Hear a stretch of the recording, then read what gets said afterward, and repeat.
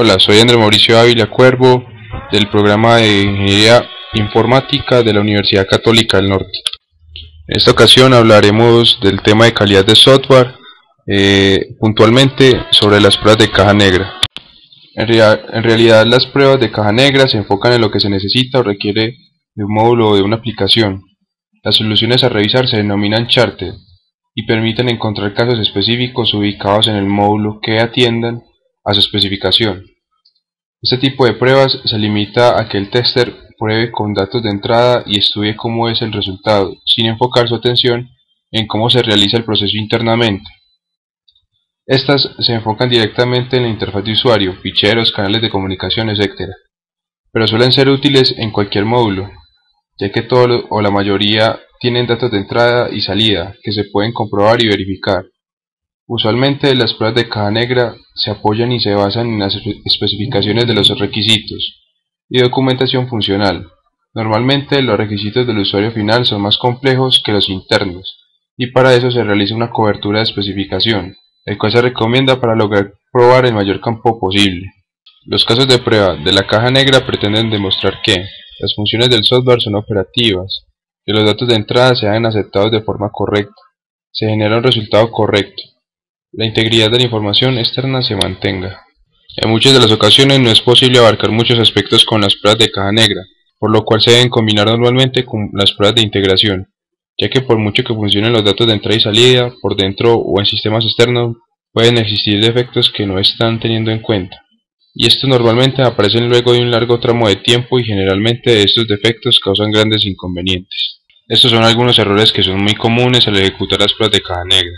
Funciones incorrectas o ausentes, errores de la interfaz, errores en estructuras de datos o en acceso a bases de datos externas, errores de rendimiento y errores de iniciación y determinación. Las pruebas de caja negra tienen 4 técnicas principales. La primera es la prueba de participación equivalente, la segunda análisis de valores y límites, la tercera es grafos, causa de efecto y tablas de decisión, y la última es adivinación de errores. Vamos a empezar con la prueba de partición equivalente. Esta consiste en dividir el dominio de entrada en un programa de clases de datos y representar un conjunto de estados válidos o inválidos para las condiciones de entrada. Esto permite incluir la mayor cantidad posible de condiciones de entrada en los casos de prueba para minimizar el número total de casos de prueba. También ayuda a maximizar el número de errores encontrados en un número finito de casos de prueba. Para la identificación de las clases de equivalencia se debe tener un formato donde se especifique las condiciones externas, las clases válidas y las clases inválidas. Aquí un ejemplo de los criterios de identificación de las clases de equivalencia. Entonces, las identificaciones de casos de prueba tienen las siguientes características. Para cada clase equivalente inválida se debe escribir un caso de prueba. Escribir casos de prueba hasta que sean cubiertas todas las clases equivalentes válidas y asignar un número único para cada clase de equivalencia. A partir de los datos de entrada se debe tener en cuenta el rango de valores, número de valores, conjunto de valores de entrada y deben ser uno válido y uno inválido. En resumen, una clase de equivalencia representa un conjunto de estados válidos o no válidos para condiciones de entrada. Las clases de equivalencia se pueden definir según: si una condición de entrada especifica un rango, se define una clase de equivalencia válida y 2 no válidas. Si una condición de entrada requiere un valor específico, se define una clase de equivalencia válida y 2 no válidas. Si una condición de entrada especifica un miembro de conjunto, se define una clase de equivalencia válida y una no válida. Si una condición de entrada es lógica, se define una clase de equivalencia válida y una no válida. Siendo así, entonces vámonos para el tema de análisis de valores límite. Este determina que a cada clase de equivalencia que se le genera más de un caso de prueba, y este es complementario a las particiones de equivalencia. Se pueden generar varios casos de prueba por partición, y estos deben tener valores típicos, valores teniendo en cuenta el primero y el segundo del rango, valores del penúltimo y el último, valores fuera del rango y valores para el máximo y otro para el mínimo. Entonces nos vamos para el tema de grafos de causa y efecto y tablas de decisión. Esto consiste en crear un grafo causa-efecto a partir de las especificaciones y seleccionar suficientes casos de prueba como para asegurar la cobertura del grafo. Se llaman causas a las características de los datos de entrada y efectos a las clases de salidas que pueden proporcionar el programa.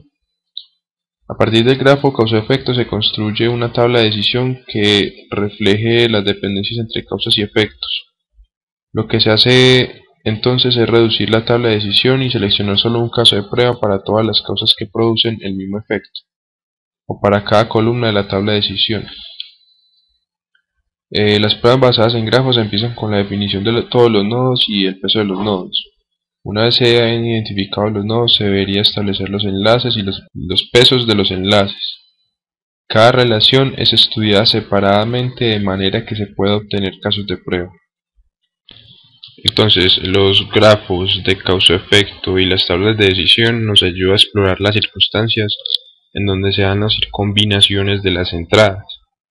También nos permiten definir combinaciones relevantes de categorías binarias sobre los datos de entradas o inputs para definir casos. Allí difiere de la parte combinatoria de las particiones de categoría. También nos ayuda visualmente a mostrar las relaciones entre una causa y la otra. Y también nos apoya a detectar ambigüedades en la especificación. También nos apoya a generar las salidas, por ejemplo si hay un OR o si hay un AND dentro de las condiciones del programa. Entonces podemos encontrar que hay varios métodos de prueba basados en grafos, como el modelado de flujo de transacción, o el modelado de estado finito, modelado de flujo de datos, o el modelado de planificación. Pero en este caso no vamos a entrar en detalle sobre estos métodos de prueba. Finalmente nos dirigimos al tema de adivinación de errores, el cual consiste en tratar de imaginar cuáles son los errores que se pueden haber cometido con mayor probabilidad y generar casos de prueba para comprobar dichos errores.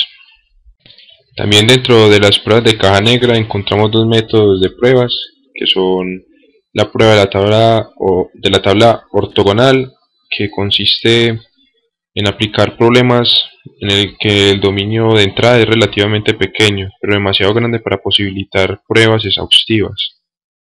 Es útil al encontrar errores asociados con fallos localizados.